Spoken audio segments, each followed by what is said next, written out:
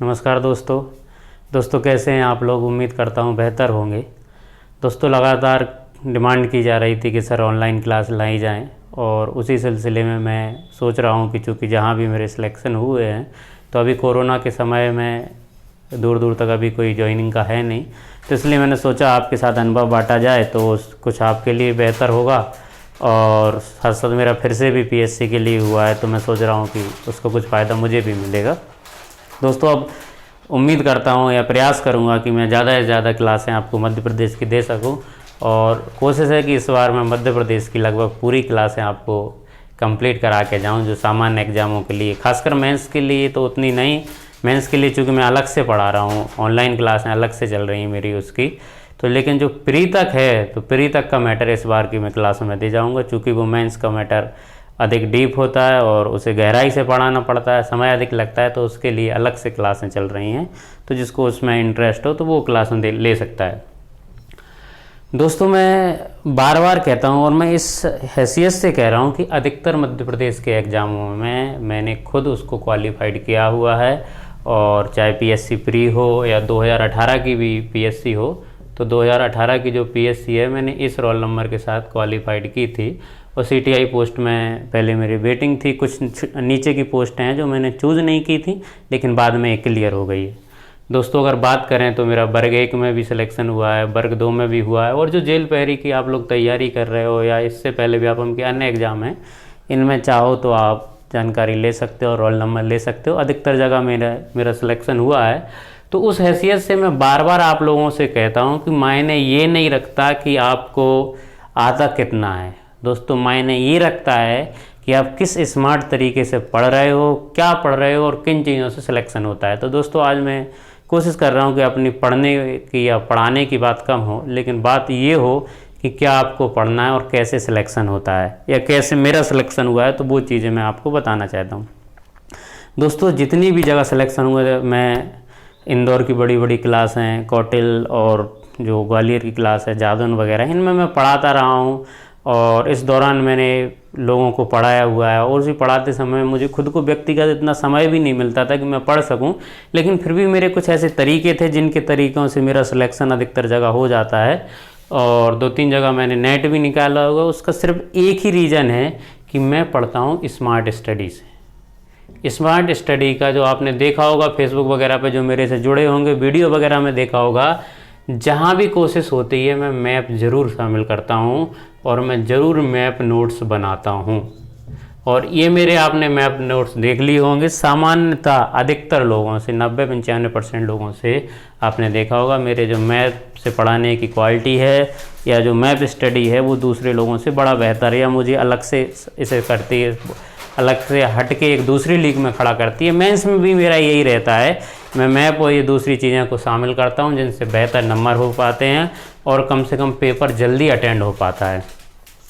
तो इस प्रकार से आप चीज़ों को फॉलो करें। और हमें सब टॉपिक नहीं पढ़ना, हमें कौन सा एग्ज़ाम दे रहे हैं उस एग्ज़ाम के हिसाब से पढ़ाई करना है। जैसे अगर हम व्यापम की पढ़ाई कर रहे हैं तो व्यापम की पढ़ाई करते समय हमें हरिश्चंद्र की जो हरिशंकर परसाई हैं, कालिदास हैं, इनकी हर रचना को पढ़ना ज़रूरी नहीं है।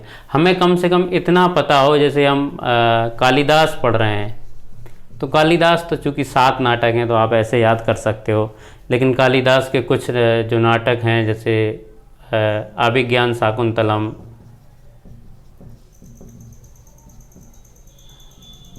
जो अभिज्ञान शाकुंतलम हुआ, या दूसरा अन्य नाटक हुआ मेघदूतम हुआ, जो कि उन्होंने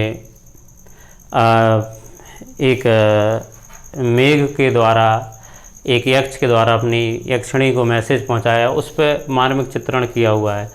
तो वैसे अभिज्ञान शाकुंतलम की बात करें तो अभिज्ञान शाकुंतलम एक नाटक है, और मेघदूत की बात करें तो मेघदूत एक खंड काव्य है। तो दोस्तों अगर हम इनकी बात करें, जो अगर आप पीएससी के लिए पढ़ रहे हो तो आप पीएससी के लिए आपको पता होना चाहिए कि कौन सा नाटक है और कौन सा खंड काव्य है। और अगर आप व्यापम के अन्य छोटे एग्जाम के लिए पढ़ रहे हो तो आपको कालिदास की रचना पता है, ये बहुत है। आपको ये कोई ज़रूरी नहीं है कि आपको यहाँ तक पढ़ाई करनी है। हाँ, लेकिन दोस्तों मैं बार बार कहता हूँ, अपनी क्लास में कहता हूँ, आप लोगों से भी कर रहा हूँ जो तैयारी एमपीएसआई की कर रहे हैं वो जीएस या मध्य प्रदेश का जो ज्ञान है कम से कम एमपीपीएससी के प्री लेवल का ज़रूर रखें। और जो कांस्टेबल, जेल पैरी या उनसे जो लोअर एग्ज़ाम होते हैं उनकी तैयारी कर रहे हैं वो अपना मध्य प्रदेश या अन्य जीएस का ज्ञान एमपीपीएससी तक ज़रूर रखें। अगर आप छोटे एग्ज़ाम जो भी की तैयारी कर रहे हो तो उसे उसी हिसाब से ना करके चलना, फिर आपके सिलेक्शन के चांस जो हैं कम हो जाते हैं। आप भी देख रहे हो या मैं भी हूँ, अधिकतर जगह मैंने आईएएस वगैरह की तैयारी की है तब जाके मेरा मध्य प्रदेश पीएससी वगैरह में चयन हुआ है। तो ये आजकल सब्जेक्ट की गहराई अधिकतर लगने लगी है, तो उस हिसाब से हमें पढ़ के चलना है या उस हिसाब से हमें ध्यान देना है। दोस्तों आगे बात करते हैं पढ़ाई करने के जो तरीके की। दोस्तों ये कहीं मायने नहीं रखता है कि आप कितने घंटे पढ़ो कितने घंटे नहीं पढ़ो। मैंने ऐसे भी देखे 15-15 घंटे वालों का सिलेक्शन हुआ है, और मैं खुद सामान्यतः बहुत कम पढ़ता हूँ और जहाँ मैं कोशिश करता हूँ वहाँ मेरा सिलेक्शन हो जाता है। तो ये है कि हमें सिलेक्शन का तरीका पता होना चाहिए, पढ़ने का तरीका होना चाहिए। दोस्तों आपने देखा होगा जब भी मैंने पढ़ाया है आपको, हमेशा मैप, और वो भी बड़ा साफ मैप बना के मैं पढ़ाता हूँ ताकि आपको एक एक चीज़ यहीं लोकेशन के साथ क्लियर हो। और मैं नोट्स भी इसी प्रकार के बनाता हूँ, क्योंकि जो मैप नोट्स बनाने का फ़ायदा है वो यह है कि इसके द्वारा जब हम रिवाइज़ करते हैं तो हमें कम समय लगता है उसी पूरे पेज पे मैटर को पढ़ने में, जबकि अगर हम पेज पढ़ेंगे तो उसके लिए हमें 10 मिनट लगेंगे और वही मैप में हम लास्ट समय में 1 मिनट में ख़त्म कर सकते हैं चीज़ों को। ठीक है दोस्तों, बात चलो आज कुछ पढ़ाई भी कर लेते हैं। तो बात करें हम मध्य प्रदेश की, तो दोस्तों चूँकि मैं आज आपको पढ़ा नहीं रहा हूँ, जनरल समझ रहा हूँ, आज मैं तुम्हें मध्य प्रदेश का महत्व समझाता हूँ, क्यों मध्य प्रदेश का हमें एग्ज़ाम में पढ़ने के लिए ज़रूरी है। दोस्तों आप पीएससी दो या एसआई दो या अन्य छोटे एग्ज़ाम दो, तो इसमें आप जो है दूसरे स्टेट वालों से सिर्फ इसी चीज़ में फ़ायदा हो कि आप मध्य प्रदेश का वेटेज अच्छा ले सकते हो। राजस्थान हुए, बिहार वाले हुए या दूसरे राज्य की लगातार शिकायत आ रही कि दूसरे राज्य के लोग जो ले जाते हैं वेटेज, तो उनका ज्योग्राफी, उनका पॉलिटी, उनका हिस्ट्री बेहतर रहता है, अपने समान रहता है, या कहीं कहीं चूँकि उनके यहाँ कंपटीशन अधिक है तो हमसे बेहतर रहता है। तो जिस चीज़ में हम फ़ायदा ले सकते हैं वो है मध्य प्रदेश, क्योंकि हम मध्य प्रदेश के निवासी, हम यहाँ घूमे हैं, यहाँ हम जिए हैं, तो हमें वो उन जिन चीज़ों को हम घूमे और जब हम पढ़ते हैं तो हमें एक इंटरेस्ट क्रिएट होता है, और उस इंटरेस्ट की वजह से हम उसे बेहतर बना सकते हैं। एसआई वगैरह में कम से कम 20-25 नंबर का एमपी आता है, छोटे एग्जाम में कम से कम 15 से 20 नंबर का आता है, और पीएससी में प्री में बात करें तो 25 से 30 नंबर का आता है, और मेंस में बात करें तो मेंस में हमारे यहाँ मध्य प्रदेश आता है कम से कम, अगर paper first, paper second, paper third की बात की जाए, ये जो जीएस के पेपर होते हैं तो इनमें 900 नंबर की जीएस मानी जाती, बाकी थिक्स और हिंदी है।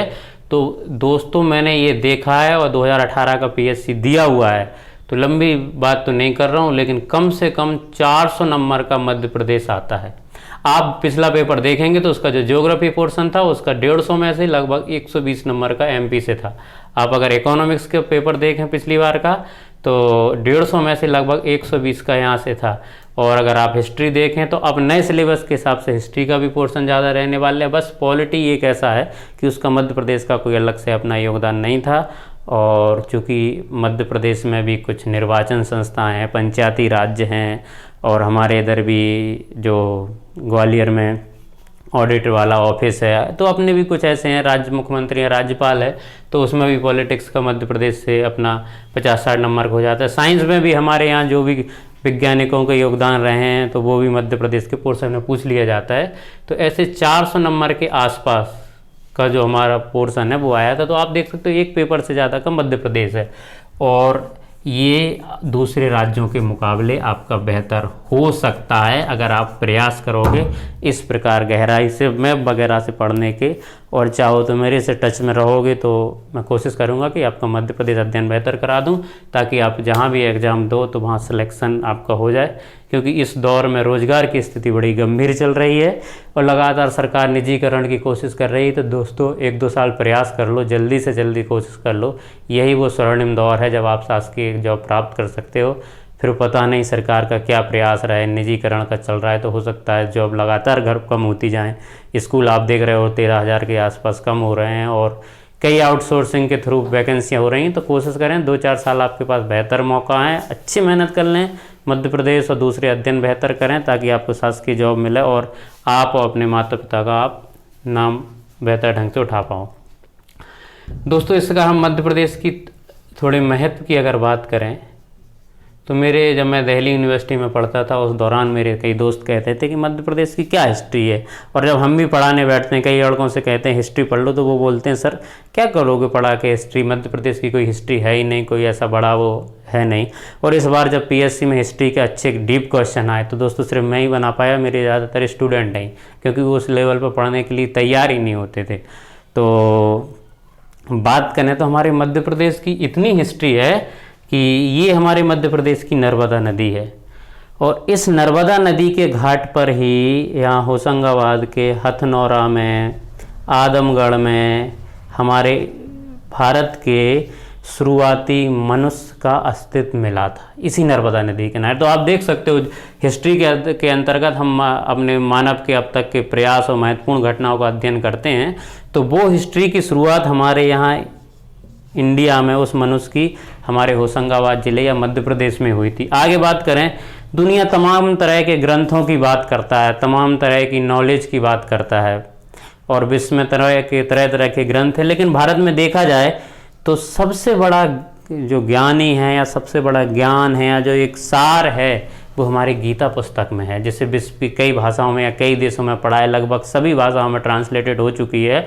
तो जिनने गीता कही है उन गीता वाले महान श्री कृष्ण को हमने ही उज्जैन में शिक्षित किया है, यहीं अपने संदीपनी जी के आश्रम में। तो आप देख सकते हो कितनी बेहतर हमारी हिस्ट्री है। आगे हम बात करते हैं तो मध्य प्रदेश, संसार में काव्य की बात होती है, भारतीय काव्य की बात होती है, भारत के स्वर्णिम युग की बात होती है, और उस स्वर्णिम युग की वजह से हमारे मध्य प्रदेश को दुनिया में बड़ा सम्मान मिलता है। तो उस सम्मान, जो स्वर्णिम युग को बनाने वाले लोग थे वो भी अपने उज्जैन के ही थे, जिसकी वजह से भारत को गोल्डन वर्ल्ड कहा जाता था वर्ल्ड में। और हमारे संस्कृत या भारत के सबसे बड़े साहित्यकार और जिस कवि का दर्जा है तो वो सबसे बड़े साहित्यकार भी हमारे मध्य प्रदेश के भूमि में ही रह के उन्होंने उस साहित्य की लेखन किया है, और जिन्हें हम भारत का शेक्सपियर कहा जाता है। और कह सकते हैं कि संस्कृत के सबसे बड़े जो काव्य लेखक थे वो कालिदास भी हमारे मध्य प्रदेश की भूमि में रहे। दोस्तों, एक बार हिंदू धर्म पर आप लोगों को पता होगा बीच में कुछ नए धार्मिक आंदोलन चले, जैन, बौद्ध और दूसरे भी कई आडंबर और कुरीतियाँ हमारे इस धर्म में आ गईं। तो उस हिंदू धर्म को फिर से प्योर करने के लिए, उसमें सुधार करने के लिए, नए नियम लाने के लिए जिस व्यक्ति ने इस हिंदू धर्म को सुधारा और उसमें नए आयाम जोड़े और इस हिंदू धर्म को बचाया, तो उन महान व्यक्ति शंकराचार्य को भी हमारे मध्य प्रदेश की ही भूमि, यह ओमकारेश्वर में जो शंकराचार्य जी की गुफाएं हैं, उन्हें भी यहाँ 9वीं शताब्दी में यहीं पर ज्ञान प्राप्त हुआ था।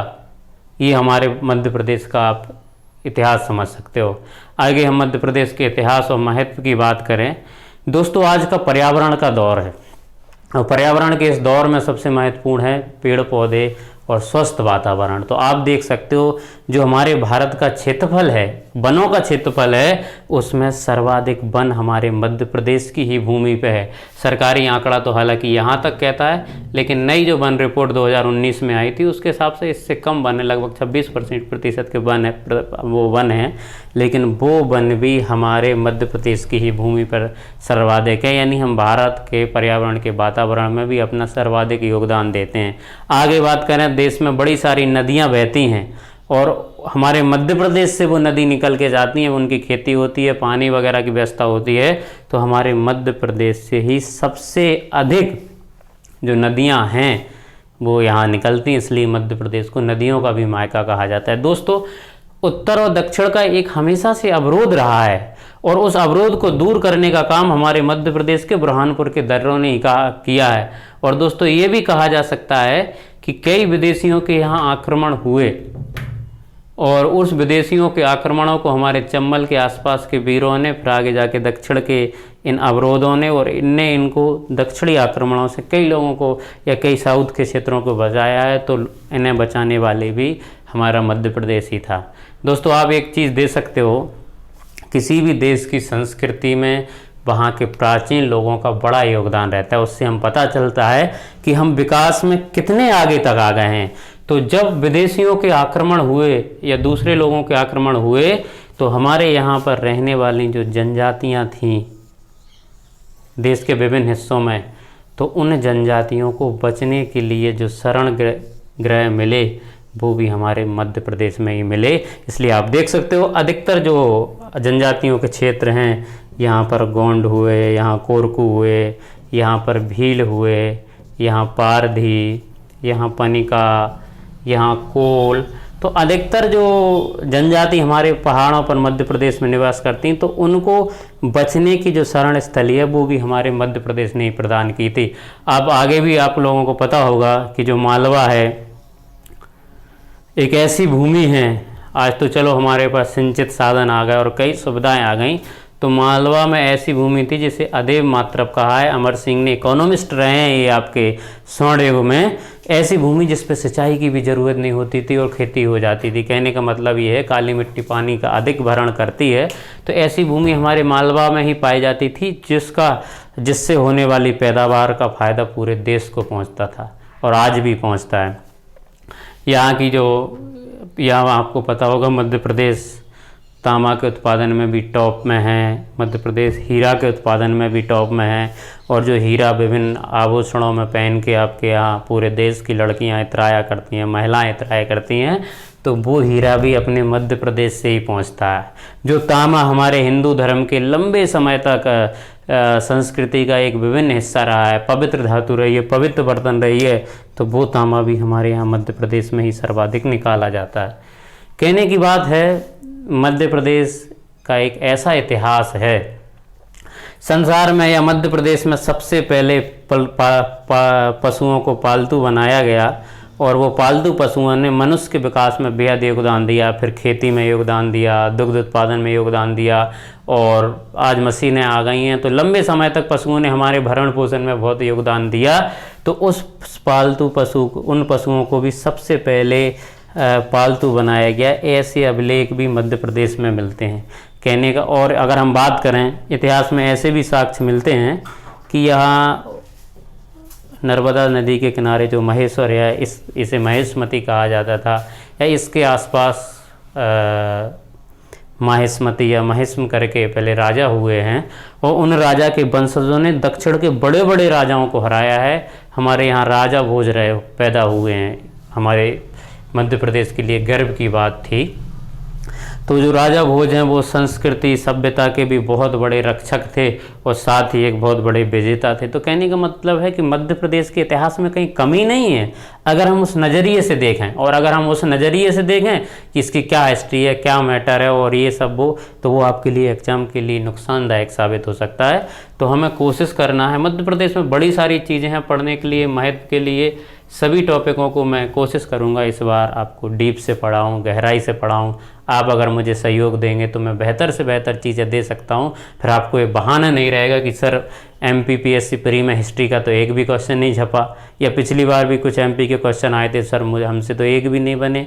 तो कहने का मतलब है आप हमारा सहयोग दें, जिस लेवल तक हम आपको ले जाना चाहते हैं, जिस लेवल तक आपको पढ़ाना चाहते हैं, तो उसमें सहयोग करें। यकीन मानो कितनी भी वीडियो देखी हूँ, कितनी भी क्लासें आपने देखी होंगी, यहाँ पर आपका अनुभव सबसे बेहतर रहेगा।